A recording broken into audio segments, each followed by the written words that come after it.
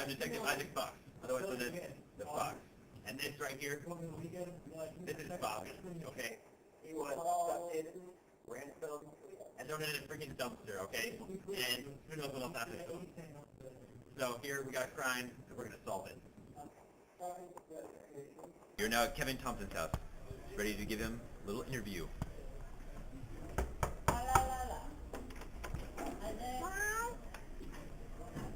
Mr. Kevin Thompson, how are you doing today? Fine, fine. How are you, sir? Doing good. Need to ask you a couple of questions here. So, where were you from noon yesterday until noon today? I believe I was at the beach, Mr. Fox. At the beach? Is that the same beach your friend Bobby Thompson goes to? Not that I'm aware of, sir. No, I don't believe so. No? Were you with anyone yesterday? No, I was not. I was all by myself. What's that bandage on your hand there? I actually cut on some glass at the beach. Some glass? Fox. Yes. Sounds suspicious. Is there any damage to the lights on your car? Yeah, I think I had a fender bender last week, but nothing serious. I thought so too. We're all getting those little fender benders. All right. Good day, sir. The Fox is now going to interview Mr. Miles Rutherford. Who's our other suspect? Let's go.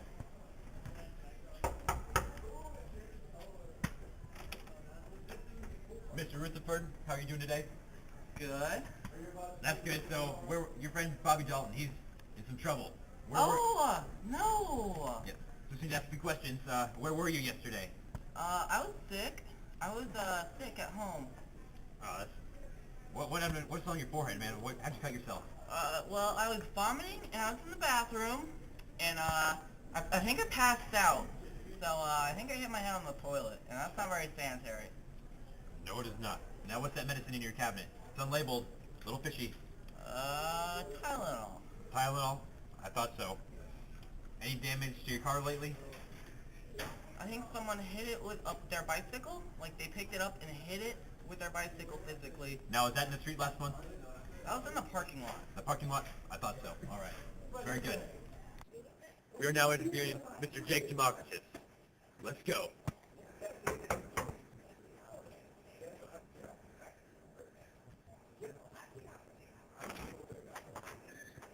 Mr. Jake Democritus, how are you doing today? Fine. Doing good. That's good. Your friend Bobby Dalton, he's a little hurt. Got in some trouble. No, we're not going to jail for that. Let's see. So where were you yesterday? I was out in the garden. Gardening for a long time? Yeah, I was gardening in the garden. I thought so. Let's see. Yeah, I'm really good at it. You look like a good gardener. What's that bandage on your arm you got there? I fell on a pulsator yesterday in the garden. It's very unfortunate. Make sure you're up to date on your tetanus shot. Now, there's some pills in your bathroom. What are those? This thing there, my mom's. I found them in the garden. Found them in the garden? Okay, that's good. No problem there. Any damage to your car?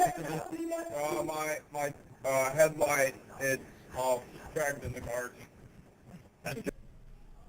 We're now going to interview Mr. Gino Kelvin. Let's see what's going on. What you doing here? I got off probation months ago. What's going on in here? My homies are over here, and we're making some, fruit juice. I agree. Looks like it. All right, anyways, your friend Bobby, he's got a bit of trouble, a little hurt. Where were you yesterday? I was just, home, playing on my computer, and I was, like, doing the IM stuff, and, surfing the web. I'm not going to ask what you're doing there, but anyone stopped by your house lately?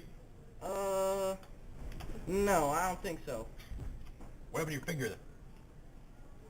I was just sitting here, and I was, like, playing around with a razor blade, and I was mixing stuff up into a line, but then, yeah, I kind of cut myself. That's understandable. Now, what are those pills in your kitchen? Pain relievers? I believe it. All right. Thanks, sir. Thank you.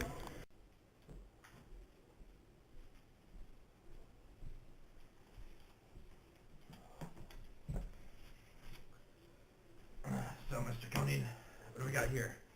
Well, I'm pretty sure Gino committed this crime. Gino? Yes. Let me see these charts. So, why would Gino do this?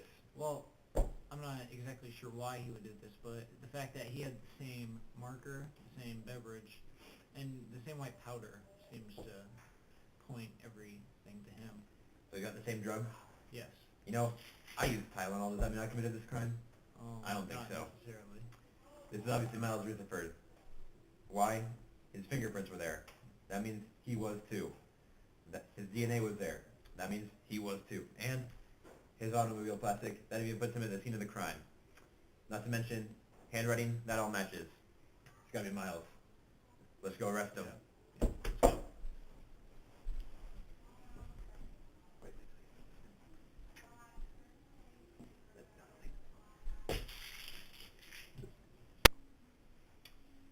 Alright, we're here again. Now I must warn you, this part might be a little lame. We're going to try to explain we have to tell you guys just exactly what tests we did, how we determined who the culprit was. We started off with some gas chromatography to find out with the chapstick who that belonged to. Now for this, we injected a sample of the person's chapstick into a gas chromatography machine. Now that was very hot, the warning was not very specific, and I learned from first hand that you do not want to touch it or it will burn. And for that one, we smashed up the peaks that it gave us, and it ended up being Jake. After that, we did some chromatography to figure out whose marker it belonged to. And to do that, we used water and alcohol chromatography. And here, as you can see, results from the water and from the alcohol. Yeah, that belonged to Gino. It was quite clear. And then, after that, we decided to do some fingerprint matching from the scene of the crime. If you saw it, you would notice the whorls present in both Miles and the crime scene, whoever committed the crime, both there. Handwriting analysis, we determined that Miles was responsible due to the slant of many letters in the organization and spacing that he used. And then for the gel electrophoresis of the DNA, Miles matched that, the strands matching up quite clearly actually. And then the white powder analysis, we determined that the substance found at the crime scene also belonged to Jake and Gino. We did this by adding different substances such as water to and you use pH paper. We put that, figured out just what really went on there, and matched Gino and Jake. So that's all there is to that one.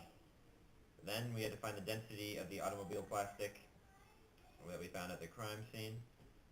Just a little piece of the car. Density matched Miles. To do this, just take a graduated cylinder, put water in it, see how much volume there is there, and weigh it, figure out how much mass it's got, and then a little bit of math, and we figure that out. So, based on these tests, we were able to determine that Miles is the culprit in this crime. Right after. We're now going to arrest Mr. Rutherford. Mr. Rutherford, I have warrant for your arrest. Who see this? He's not yours, boy. Hold up.